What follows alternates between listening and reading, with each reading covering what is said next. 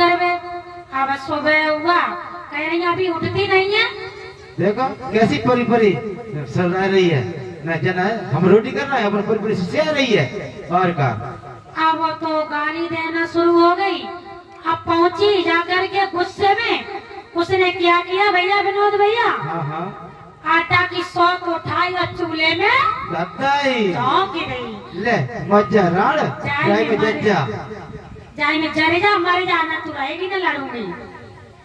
अब होता क्या है, खाना बनाने लगी। हुआ क्या, जब जैसे सौत चून की जब उसमें जली तो जो नमक की कंकड़ी थी भैया वो टक के जैसे उसकी आंख में लगी तो नवो नारायण एक आंख। अरे दैया मर गई रे। अब तो भैया अब ये बताइए, जिसके अंदर क्रोध होता है वो खुद ही अपना नाश कर लेता है। इसलिए क्रोध आने पर अपना विवेक नष्ट हो जाता है। और क्रोध को जितना जितना समुद्र की तरह पी सको उतना पी सको।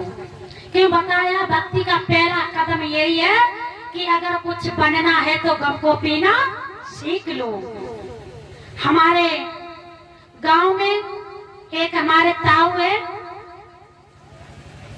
सराय में जो ताऊ लगते थे और हम सत्संग बोलती थी, हम सत्संग का प्रसाद देने के लिए उनके घर पर पहुंची। मैंने कि ताऊ लोग ये प्रसाद ग्रहण कर लो। ताऊ बोले बने भैया कि लली प्रसाद तो ले लो, पर हम तुम्हें एक बात बताएं। हमने बताओ ताऊ। सही है। तो ताऊ कहने लगे बेटा आप सत्संग में तो जा रही हो और आप भागवत भी बांचने लगी हो। मैंने कि ताऊ आपकी कृपा है तो आगे बढ़ सकती हूँ, बिल्कुल समाज का सहयोग मिले और बड़े बूढ़ों का आशीर्वाद मिले, भगवान की इच्छा हो, गुरुओं का हाथ रहे, पंजा रहे। बात तो सही है। बेटा बोले बेटी हम तो महीने 6 महीने के साल भरे के हैं, चले जाएंगे अपने घर को, पर तुझे मैं जाते जाते एक उदाहरण दे के जा रहा हूँ। बहुत अच्छी बात बता के गए ताऊ कि बेटा अगर आपको आगे बढ़ना है तो आप गम को पीना सीख लो।